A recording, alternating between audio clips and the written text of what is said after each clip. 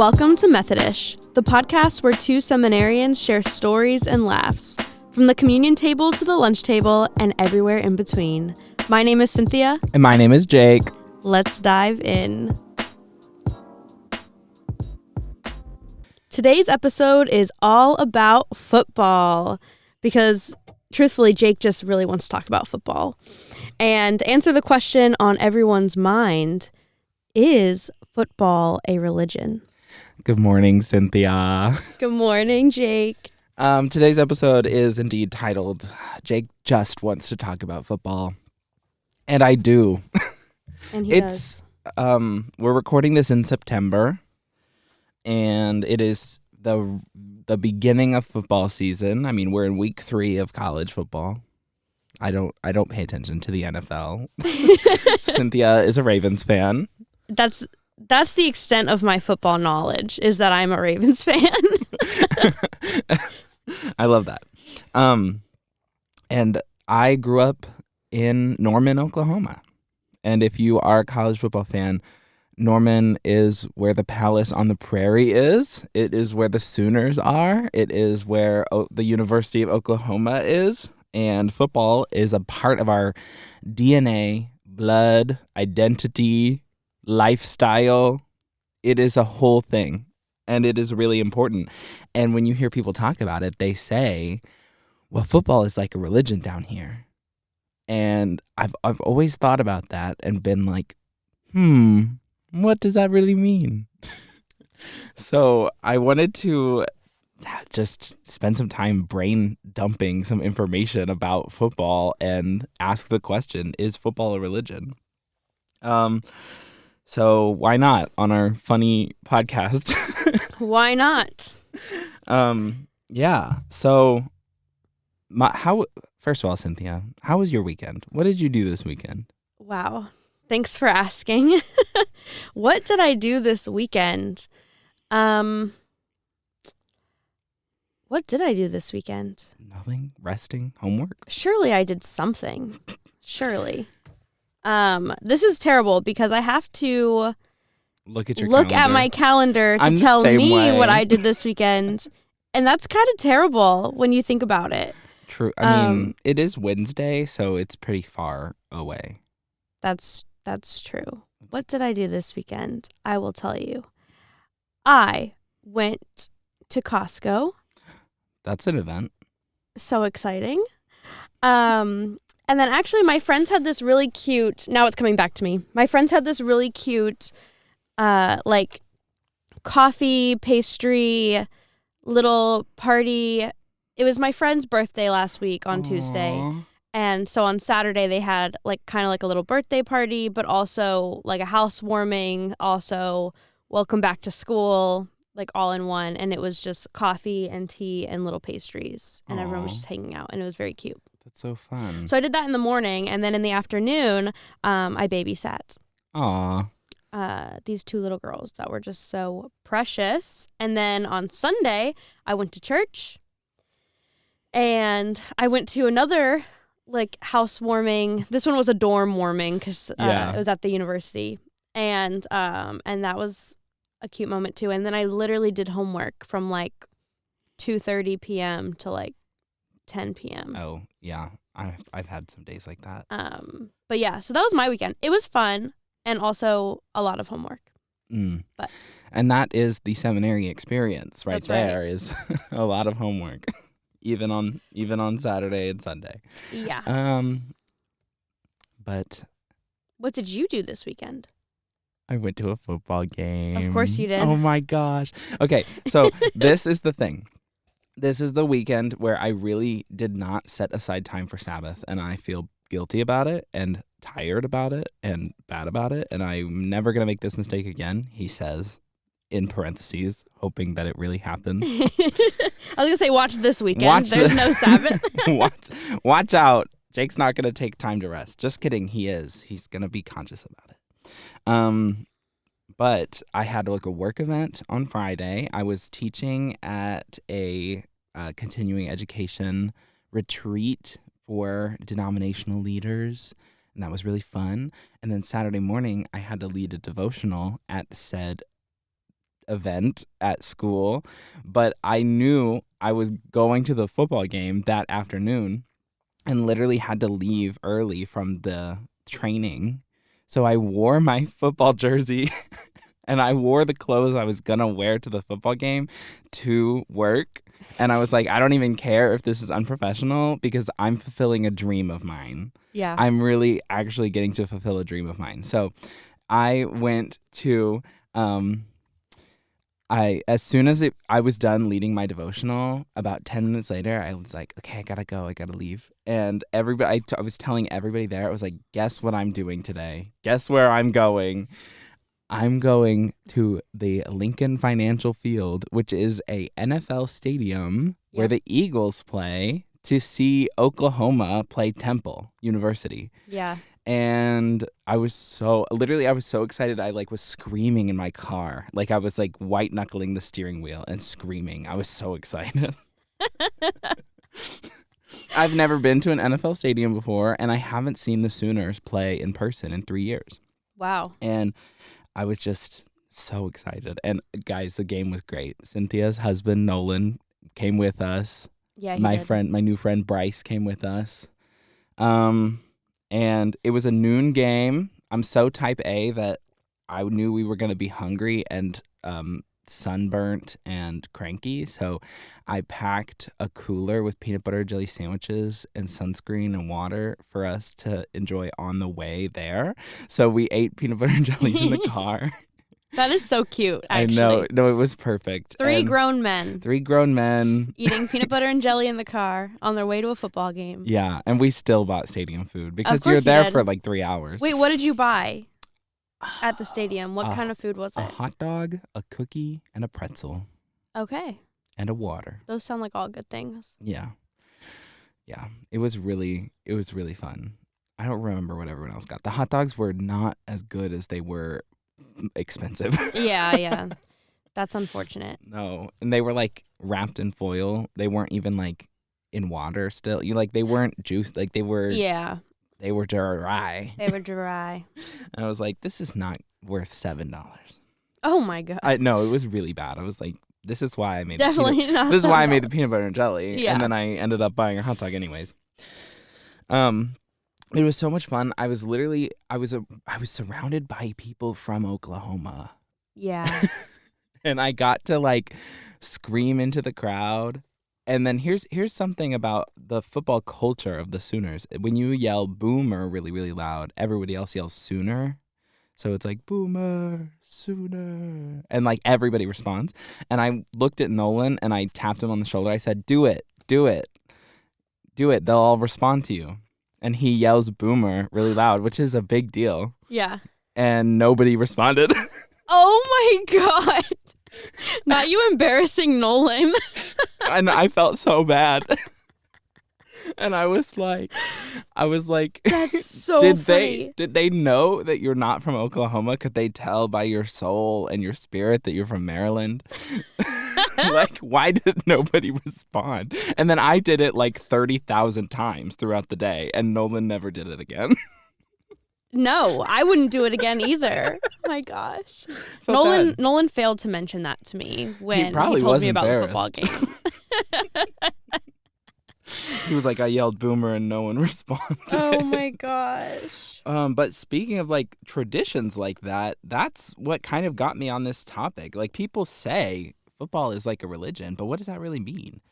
I mean, is religion just something we build our identities around? Is it something that we believe in? Because when I tell you they believe in these players and this program, and it's like a state-run school. You know what I mean? Yeah. But it's this larger identity. Blake Shelton has a quote where he says, if you drive around where I'm from, no matter where you are in the state, you would think you're in the country of OU because of how many OU flags there are. There are probably more OU flags than American flags. Wow. And it's like an identity. And it's people say they believe in Sooner magic. What does that mean? Why do we use the word magic anyways? That does sound crazy. I know, but it's we believe in Sooner magic. And then like Sooner Magic is just this idea that we're gonna win the games. People think we will lose, and then it happens. Like if enough people are they like praying for their team to win? Probably. I mean, they are. They are, yeah. So who won on Saturday? OU won. OU, of course. won. Of Temple course. played well. They got 3 points. I'm sorry if you're a Temple fan I'm and sorry, listening to this. Temple Owls, but there was probably more Sooner fans in the audience than Temple fans because. Really? And I also looked it up because I was like, this is my first time in an NFL stadium, but apparently the stadium in Norman has more seats. Yeah. Than the Link where we were. Huh. But it was still fun. But there was definitely people who traveled for the game from Oklahoma. And then there's definitely like this alumni network outreach of everyone who lives in the Northeast because we saw a bunch of cars that had like Connecticut license plate, but OU sticker, you know, like, and I was like, wow, these transplants up here because. Wow. But yeah, so what are some of the like similarities here? Cynthia, what's the biggest, like, best, beautiful church you've ever been to? Have you been to a cathedral before? Yes. I think when I think of the biggest, beautiful church I've ever been in, honestly, it's probably a Methodist church. Yeah. Or Princeton's Cathedral, honestly. Okay, yeah. Honestly, the Princeton University Chapel is stunning, It's gorgeous. stunning. And in a way, it reminds me of my old Methodist church. Like, it's all the wood. Yeah. It's very, like, I don't know, like, dark, but I kind of like that in a church. Like, it's dark, it's cozy. There's like, lots of stained glass. I love mhm. stained glass. Yes. So that's also a really pretty one. There's also one that I've been to. Now I'm just listing a bunch. Do it. You asked me my favorite. I did. I can't choose. I asked you. There's at the Naval Academy in Annapolis, Maryland, they have a chapel, and it is also gorgeous, stunning, just beautiful. Lots of wood. Yeah. The theme for me is dark wood. You would love the OCU chapel. It's dark wood, and it's the stained glass is the 4 seasons. Yeah, I love the stained glass.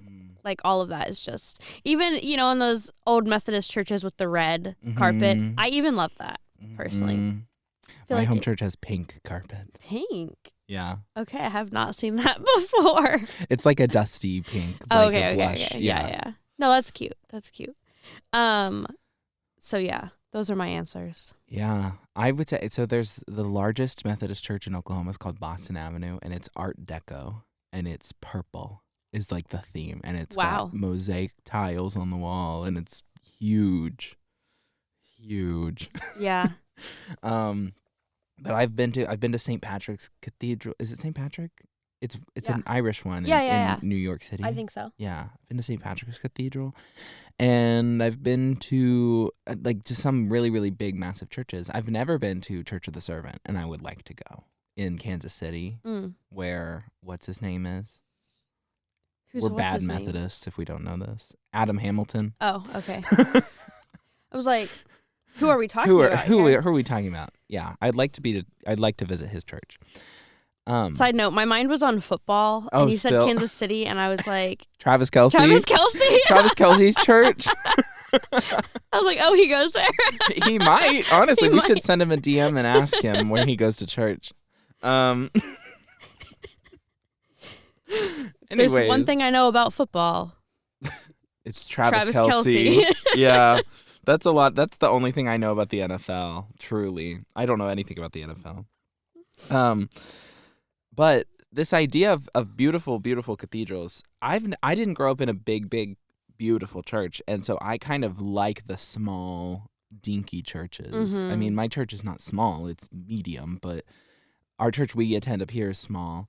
And I've always wondered, why build these big cathedrals? Like, why do that? But I have some friends who grew up at Boston Avenue, and they say that because they grew up there, they understand why the beauty of the building does like engage the senses, or this idea that God is so beautiful, so why not build beautiful things in honor of God? And I'm like, that's interesting. But also, what about giving the money to the poor? Right. It's very interesting. It's an interesting thought. But yeah, I want to talk about football stadiums as cathedrals. Yeah.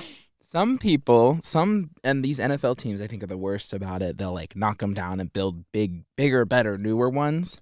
But with college football, it's very much that like the stadium has been the same stadium for 100 years or more, and they will never knock it down.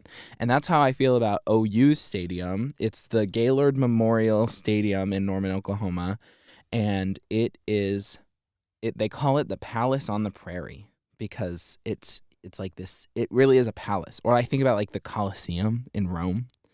Wow. And how it's there, and it's this big, beautiful piece of architecture that is there, and they've built it, and it's never going to move, and they're never going to tear it down, and it's going to always look like it's going to be a part of the landscape, and it's like people pilgrimage to it. People travel from all over the state, and the amount of people who live in Norman triples in size when people show up for the games because people travel from all over the state to go to the football games like a pilgrimage. For real. Mm-hmm. And so this idea that this big, beautiful building, the architecture itself, is a part of the symbolism, is a part of the culture and the tradition of football, Yeah. of this religion that is Sooners football. We also have statues, trophies. My Hebrew Bible professor one time made a joke. This is a different college campus. This is Oklahoma City University. We have statues of our 3 Miss America winners.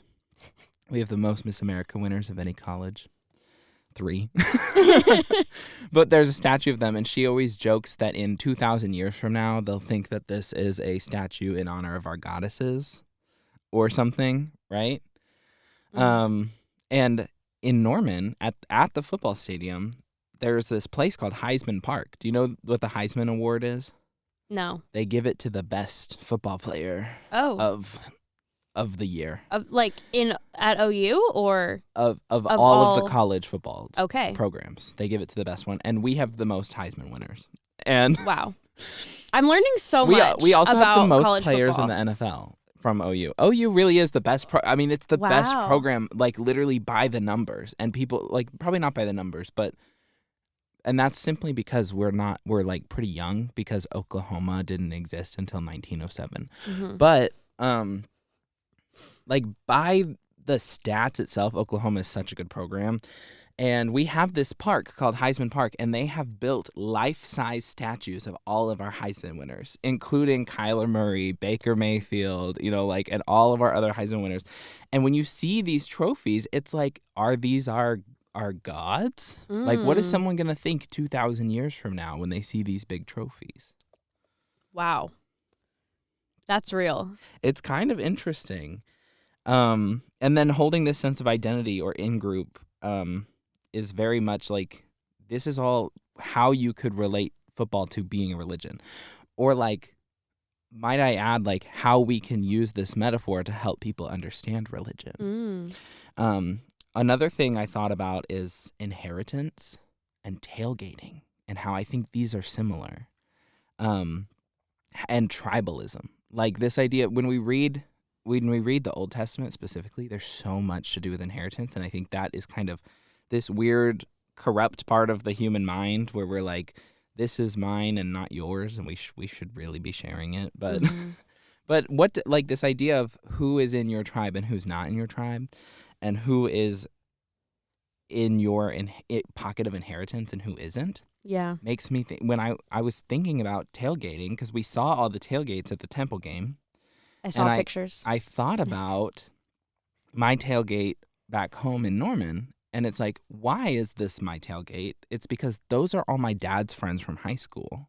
And even though I don't know my dad's friends from high school very well, or their children, or like their nieces and nephews, that will always be my tailgate. Like that is my community, and I will always return to that tailgate, to that corner on Lindsay Street.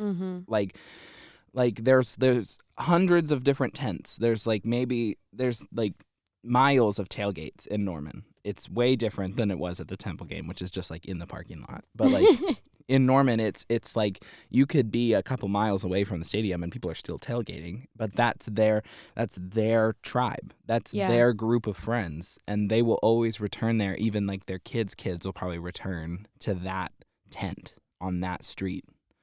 Isn't that interesting? That is very interesting. I know. And there's so like it's a sense of loyalty to it. Yeah. And it's to like, each other, like even though you might not know them that well, like I still have a stake of this tent. Yes. It's still partially it's mine too. Yeah. Exactly. It used to belong to my Uncle Steve. Rest in peace. I don't know who's running it these days. And they have a name and they have merch. For my tailgate has a name and merch. Can you believe that? It's like this is our group. This is an in-group of this wider thing, which is worshiping Oklahoma. Right. Wow. It's really interesting. I mean, when you think about it like that, it's like denominations. Yes. You have different denominations within the larger church. Yeah. That is interesting. So, all of this to say, there's so many ways that you could equate football to religion. Yeah. And I know this is a silly episode, but every once in a while we'll do a silly one and a serious one, you know? Right.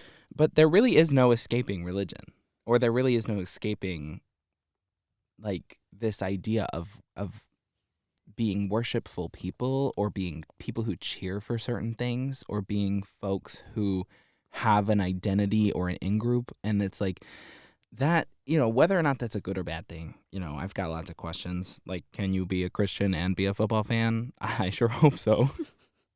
I think yes. I hope so. I'm going to end up at the gates of heaven talking to St. Peter, and he's going to be like, you idolized the Sooners. And I'm going to be like, I'm sorry. Jesus paid it all for my sins. Let me in. Yes. But then I've got this question of like, what else is religion? What else is religion? So we learned a bit about like civil religion in one of our classes that we took last semester called missional evangelism. Yes. And we read a lot about how the world, we read this book called, what was it? In a post something world. Modern something. Evangelism in a postmodern world. No. Post interfaith world? Evangelism. It was by Brian Stone. Oh, let me just look that up. We're going to look it up because we want to be accurate. Let's see his books that he has written. Do, do, do, do, do, do, do. Evangelism After Pluralism? Yes. Okay. Evangelism After Pluralism by Brian Stone. This is a book recommendation. He does a really great job describing civil religion as like us engaging in, what is it, like national holidays and capitalism and being American. Yeah. Because those are also like religions. So like, is the world secular? Is it secular at all? What is secularism? Is secularism a religion? These are all great questions. They really are. They are. Speaking of that, the United States, patriotism. That's another example of civil religion. It's just like we think of the 4th of July. Mm-hmm. Independence Day. We come together and we celebrate and do all these rituals and things. To celebrate America. Yeah. Very interesting. Are we worshiping America? I don't know. I like the fireworks. I like the cookout and the party. Yeah, but it's all good questions. And so, is there really an answer to this question? Is football religion? I don't know. But it sure does sound like a duck, look like a duck, walk like a duck. Quack like a duck. Quack. And so, I don't know. That was all my thoughts. This really was just an episode where Jake wanted to talk about football. To just show you that this show is everything is everything in between. Like we say at the beginning, from the communion table to the lunch table. That's right. That's right. Oh. To the football stadium. Yeah. Cynthia, do you have a benediction for us today? I do. Today, our benediction is going to be what we're calling happies and crappies. This could also be called, this is what youth groups like to do all the time. Yes. Sometimes they call it highs and lows. Sometimes they call it roses and thorns. I've heard consolations and desolations. I personally like happies and crappies. I love happies and crappies. So Jake. Yeah. Do you want to give us your happies and crappies of the week? Okay. Well, of course, I'm going to say my happy has been hanging out with new friends. I have really appreciated some of the new friends I met recently, and like the breath of fresh air that it is to meet new people. Yeah. My crappies. Probably the amount of rest that I did not get. My crappy has been how tired I am and how much I need to rest, but also I am learning that rest is possible. Like laying down in the middle of the day is allowed and okay. Yeah. Taking breaks is okay. Yesterday, I went home for 1.5 hours and just laid in bed and then got back up and went to work. I have done that several times. It's like, should I go to chapel and lunch today or should I go home and lay down? Yeah. Sometimes laying down is the answer. Yeah. So my crappy is how tired I am, but I am getting better at finding pockets of peace. The other day, I put a timer on my phone for 30 minutes and just sat down and did nothing. Nothing for 30 minutes. I was like,